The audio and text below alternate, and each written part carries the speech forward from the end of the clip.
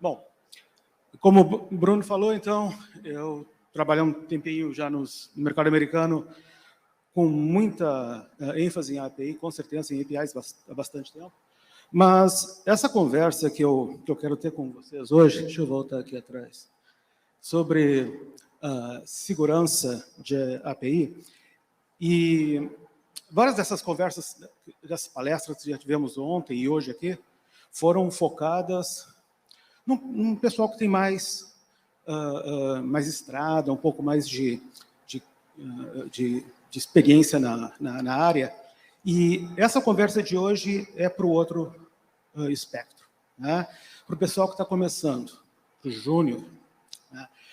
Porque eu acho que essa situação, esse conceito de segurança, principalmente esses três aspectos bem básicos que a gente vai conversar, são não vou dizer que é uma falha, de modo algum, não é uma falha, mas é essa falta de conhecimento no momento que você entra no mercado. Né? Que é natural isso. A academia não te prepara para isso, porque não é a função deles. Né? São três conceitos, são algumas ideias fundamentais que a gente aprende no começo da nossa carreira. Né? Então, é com esse pessoal que eu quero falar fundamentalmente, se bem que o terceiro aspecto tem gente com um pouquinho mais de estrada que falha bastante também. Então, tem conversa para mais experiente. E, no mínimo, se você já é sênior, se você já tem uma carreira mais longa, eu quero deixar vocês com uma historinha para vocês poderem contar para o júnior que vocês vão treinar. Que, afinal de contas, um aspecto fundamental, né, do crescimento profissional é preparar a próxima geração. Isso aí talvez seja a grande transformação de carreira de uma pessoa, não só de desenvolvimento em qualquer profissão de prática, né? É aquele momento que você prepara quem vem depois. Então, nós já estamos nessa fase. Eu espero que vocês fiquem com uma historinha gostosa de contar, justamente quando vocês encontrarem esse júnior na frente de vocês, então. Perdi aqui. Contar essa historinha de que maneira? Pensem comigo, vamos pensar junto agora, vamos imaginar que vocês são um capitão da guarda num castelo medieval. Okay? Vocês são agora responsáveis por quem entra, por quem sai, pela segurança daquele castelo. Okay? E um dia, chega o rei para vocês e diz: capitão, eu vou dar uma festa, vou dar um banquete hoje para os meus melhores cavaleiros. Então, esse banquete não é para todo mundo. Mas todos eles são seus amigos. Você sabe aqueles que eu estou convidando. Tá? E aqui vem uma lista com os nomes desse pessoal. Esses são os cavaleiros que eu vou aceitar hoje, que eu vou querer conversar com eles. E não só isso, nessa lista também tem um prêmio que eles vão levar para casa. Alguns vão levar um escudo, outros vão levar uma espada, e bem pouquinhos vão levar os dois, uma espada e um escudo. E é a tua responsabilidade também garantir que eles vão voltar, que eles vão sair do castelo apenas com os prêmios corretos. Então, você agora tem 3 responsabilidades. Você é o capitão da guarda com essas 3 responsabilidades. Beleza. Tá aí. Ok. Logo em seguida vem o primeiro cavaleiro. Tá? O primeiro cavaleiro chega e o capitão da guarda vê que é alguém que ele conhece. É o Sir John, que está chegando, amigo dele de longa data. Então, ele conhece o cavaleiro. Beleza. Mas ele não está na lista. Sai fora, cara. Você não pode entrar no meu castelo. Você não pode entrar na festa hoje. Eu te conheço, sei quem você é, mas você não está na minha lista de convidados. Pode voltar. Né? Você encontrou o capitão da guarda brabo. Caramba, ou vai 1 ou vai 3, né?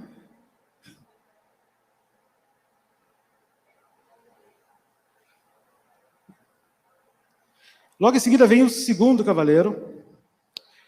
E novamente, é um cavaleiro que o nosso capitão da guarda conhece, um amigo de longa data também, e ele está na lista.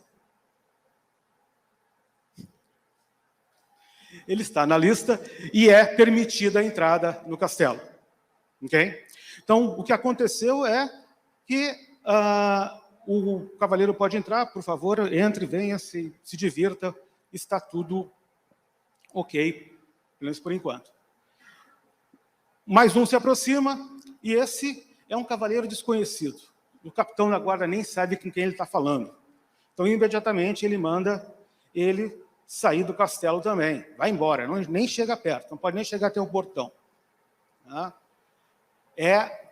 Novamente, a tua responsabilidade como chefe da segurança, né, de manter essa população dentro do castelo apenas dos conhecidos e dos que estão na lista. Passado o tempo, a festa acaba e o pessoal começa a sair. Né? Começa a sair e vem um cavaleiro com uma espada. Aí você olha a lista e vê, você está com uma espada, a espada é o que você realmente tinha que levar para casa, por favor, pode ir embora. Obrigado por ter participado do nosso jantar, que beleza, deu tudo certinho, você encontrou um capitão sorridente na sua saída. Né? Logo em seguida, vem um com 2 escudos. Opa, 2 escudos? Não, isso não tem na minha lista. Ninguém ganha 2 escudos. Tá? Você não pode sair com eles. Nem sai. Deixa tudo aqui e vai embora com nada. 2 escudos, não pode. Essa pessoa, então, foi interrompida de sair com o que não devia sair. Depois chega alguém com um escudo só e a lista dizia que ele podia sair. E assim por diante, mais pessoas, mais cavaleiros com o seu resultado, um aqui com 2 elementos, a espada e o escudo, e a lista dizia que eles podiam levar, que ele podia levar isso para casa, perfeito. Tá? Então, as 3 funções do capitão são cumpridas para cada um dos indivíduos. No fim do dia, o capitão pode ficar lá feliz porque o castelo está seguro, as pessoas que entraram e que saíram eram todas conhecidas e levaram o que deviam levar. Certo? A segurança do castelo, que é a coisa mais importante, foi completa. Então, o que a gente está falando aqui? Quais são os conceitos que a gente está usando? Quase todo mundo, né, já deve ter entendido o que eu estou simulando aqui, que é a ideia da segurança da API do ponto de vista do programador para autenticação, né? Que é o primeiro conceito, você conhece todos os convidados. No momento em que o rei fez a determinação, você conhece todos os convidados, né? A gente está falando que o usuário é conhecido da organização. A autorização quer dizer apenas isso. A gente tem toda essa sei lá, mística, às vezes, em cima de autorização, mas a autorização tem um único significado. O usuário é conhecido da organização que é dona da API, mais nada. Qual é o ponto interessante dessa ideia de ser conhecido? É que, no passado, em algum momento anterior, houve algum engajamento prévio desse usuário com a tua organização. Ou se é um humano, ele criou uma conta, criou qualquer forma de registro. Se for uma aplicação, criou uma API key, alguma coisa foi feita para que esse pré-engajamento tenha existido. A única coisa que a ideia de autorização me diz é isso. Existia um conhecimento prévio, mais nada.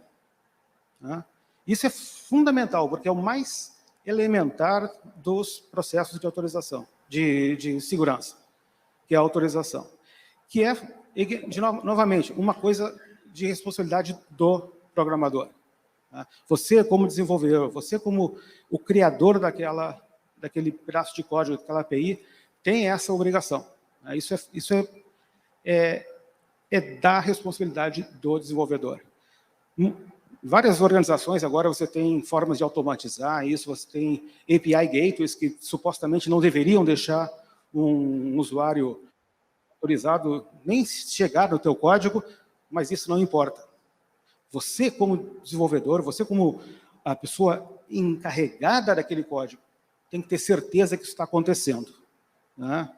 Uma coisa que é geradora de muitas falhas de segurança é justamente o desenvolvedor acreditar que é problema de outro. Alguém já fez isso para mim antes. Alguém já tem certeza, de alguma forma já se certificou que esse usuário está autenticado. Não é mais meu problema. Errado. Se você está desenvolvendo, se você está fazendo o primeiro código, né, a primeira linha que é executada quando a chamada acontece, é sua responsabilidade, sim. Tem que garantir que aquilo está de fato acontecendo, que aquele usuário é autenticado. Né? Por quê? Porque segurança falha. Né? Falhas acontecem, erros acontecem, né? Ataques laterais acontecem. Essa é uma situação clássica de facilitar, de abertura para ataque lateral, que é a ideia de que alguém já chegou no seu nível e agora está começando a explorar, né, APIs. O pessoal fala de norte-sul, leste-oeste, isso é um típico caso de ataque leste-oeste. Né? Então, a autenticação é o primeiro nível e é, sim, sua responsabilidade. Né? Apesar de todas as configurações de firewalls e o que seja, de API gateways, o desenvolvedor tem que tomar conta da autenticação. A segunda parte é aquela lista dos convidados. Né? O capitão conhecia alguns, mas eles não estavam na lista. O que significa isso? Que o usuário tem a permissão de executar a API, ou seja, que o usuário tenha, no caso, o cavaleiro tinha a permissão do rei para entrar no castelo e participar do banquete. Ele foi convidado para a festa. Essencialmente é isso. O seu usuário, que está nesse momento tentando executar o seu código, tentando executar a sua API, ele foi convidado para executar essa API. Tá? É a autorização. De novo, se a gente for pensar, é mais um momento, né, em que houve uma decisão anterior. O usuário se autenticou. O usuário ou uma outra aplicação, não interessa. Autenticou, beleza. Foi lá, criou seu registro, sua conta, etc. Mas depois disso, num outro momento, alguém foi lá, um administrador, alguma coisa assim, e disse, não só esse usuário agora está cadastrado, eu sei quem ele é, mas ele pode executar a API ABC, por exemplo. Né? Então, esse momento, tanto a autenticação quanto a autorização, são representações de algo que aconteceu antes, algo consciente. Tá? Isso é muito importante, porque eles mostram que alguém pensou nessa situação e tornou essa aplicação mais segura por processo de autorização e decidiu, ok, esse usuário aqui está autorizado a executar essa API. E esses dois conceitos são os dois, talvez, mais fundamentais e consequentemente, mais fáceis de ser automatizados. Tem várias aplicações, várias ferramentas que automatizam partes desses dois processos, mas, de novo, isso não tira a responsabilidade do desenvolvedor de verificar isso aí. Você tem que ter certeza que isso está acontecendo mesmo. Que isso, de fato, a camada anterior, que é responsável por essa segurança, ela executou, ela realmente fez o trabalho que tinha que fazer, e você está numa situação segura para quê? Para deixar o código continuar e para realmente executar a função da tua API, seja ela qual for.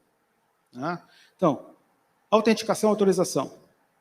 Você é conhecido do capitão da guarda e você está na lista do rei. Isso que significa isso aqui. Esses, de novo, são os mais comuns e o pessoal mais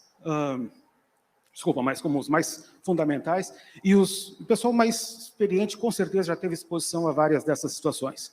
Né? Mas, de novo, é um é muito comum dar falha desses dois aspectos. A terceira parte, que é alguns vão receber um escudo e outros uma espada, é que o usuário tem direito a acessar a informação que está sendo pedida. E é aqui que muitos de nós falhamos. Esse terceiro aspecto, tá? Que nem tem exatamente um nome totalmente aceito, né? É muito comum você falar isso em data entitlement. Eu traduzi para direito de acesso, mas eu acho que está errado. E, basicamente, significa que o usuário, de novo, tem direito a acessar essa informação. E aqui não existe como automatizar. Esse é, talvez, esse é o aspecto de segurança que está no controle do desenvolvedor, que é o mais importante, do teu ponto de vista. Que você tem que analisar cada situação da tua aplicação, daquele momento da aplicação, aquela API, e ter certeza que os dados que estão sendo retornados, que a tua resposta para aquela chamada está correta no sentido de acesso. Como é que você chega nisso aí? Usualmente, você vai ver rapidinho assim, uns exemplos, mas é uma situação muito comum de usar regras de negócio para esse tipo de coisa. Mas que tipo de situações a gente está falando aqui, né? Vou pegar um exemplo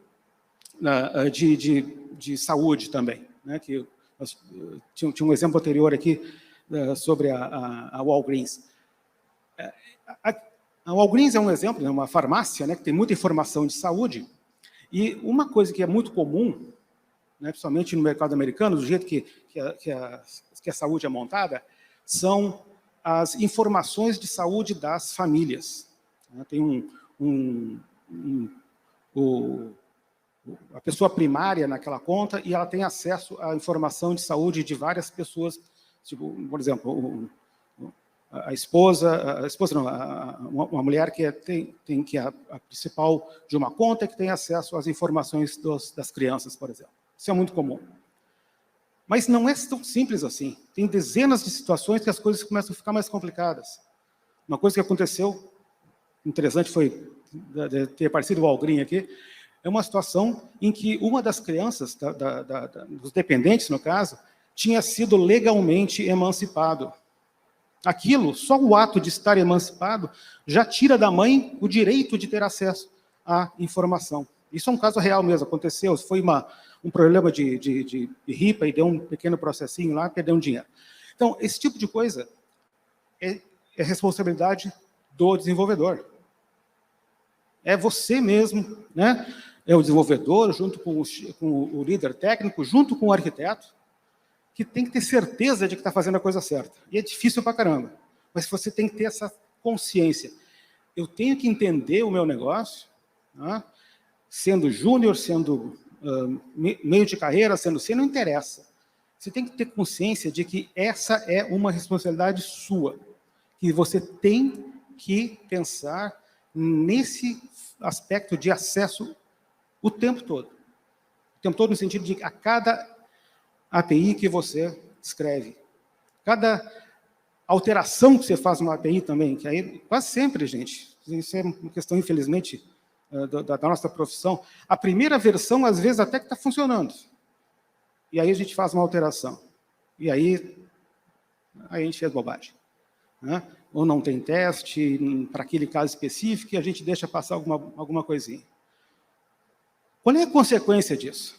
A consequência disso pode ser complicadíssima. Pode ser acabar na primeira página do Globo, que é o que você não quer. Né? Não quer que você seja, né, a primeira página do Globo, por quê? Porque a tua API liberou lá informação de 10 milhões de pessoas que não devia. Então, essa responsabilidade nossa, né, somente nesse terceiro ponto aqui, o usuário tem direito ao acesso à informação, que é, como eu falei, eu chamei de direito de acesso, mas, de repente, eu não sei se no Brasil tem outro tipo de tradução para isso, é talvez a nossa mais importante responsabilidade, porque não tem como automatizar isso aqui. Não tem. Nós temos que olhar cada aspecto dos nossos, do que a gente está retornando né? E ter certeza de que aquilo ali é o que nós temos, o que aquele usuário em particular tem direito de ver, de receber, né? Principalmente quando o usuário for uma outra aplicação, porque aí tu pode ter uma quantidade muito grande de dados sendo transferida, né? Então, autenticação, autorização, direito de acesso, né? A security, sei lá, trindade da segurança, que é são as três coisas que você, como programador, como desenvolvedor, tem que ter responsabilidade, tem que lembrar delas, né? E, de novo, como um programador júnior, como desenvolvedor júnior, você não tem essa experiência, mas você tem que ter essa consciência, né? Se não tem nada, né, fora desses 3 pontos aqui, nessa meia hora de conversa que vocês levem para casa, levem só esse slide. Autenticação, autorização, direito de acesso. Pense nisso a cada vez que você vai fazer um commit. Eu tenho certeza que não estou quebrando a autenticação? Eu tenho certeza que eu não estou abrindo um buraco na minha autorização? Eu tenho certeza, pelo menos até o máximo que eu posso ter certeza, que eu não estou violando nenhum direito de acesso? Faça a pergunta para vocês. Faça a pergunta sempre que você for fazer uma alteração em qualquer API, principalmente API pública, né? Pensa nisso. Pensa nessas 3 coisas. Como é que essas coisas são implementadas? Tem um monte de jeito, mas eu coloquei aqui as 3 mais comuns para cada uma delas. A autenticação tem o Auth2, que é um standard completamente estabelecido, não tem nem dúvida disso. A autorização tem várias formas diferentes. O JWT, o JSON Web Tokens, tem uma aceitação bastante grande, ele é bastante flexível, somente com as questões de claims, que você pode ter várias autorizações diferentes, então tem muita gente que gosta. E o direito de acesso, e sim, são regras de negócio, isso aí tem uma variedade muito grande. Mas de novo, sua responsabilidade. Eu vou focar nesse direito de acesso aí, porque é o mais comum de dar problema. Você tem que entender como é que a sua empresa funciona, como é que as regras de negócio são disponibilizadas para você como programador. E esse ponto é interessante, tá? Como é que elas são disponibilizadas para você? Tentem sempre encontrar uma pessoa sênior, um arquiteto, alguém que conheça os sistemas e diga, vem cá, como é que eu sei que o que eu estou fazendo está certo? Essa é uma pergunta que, como júnior, é teu direito de fazer. Como é que eu sei que eu estou fazendo a coisa certa? Como é que eu sei que esse código que eu vou colocar agora em produção não está furando alguma regra de negócio? Se a resposta dele for não sei, para e vão descobrir. Tem que existir um mecanismo, sempre existe, de como que essas regras são implementadas, tá? E, se não tiver, pô, excelente. Tem um espaço aí para você criar alguma coisa nova, porque tem uma coisa séria acontecendo. Se você não tem um jeito de definir isso aí, a coisa complica. Então, autenticação, autorização, direito de acesso, né? Fundamentais. E, de novo, né, os 3 aspectos mais básicos. E é isso aí, né? Basicamente isso, né?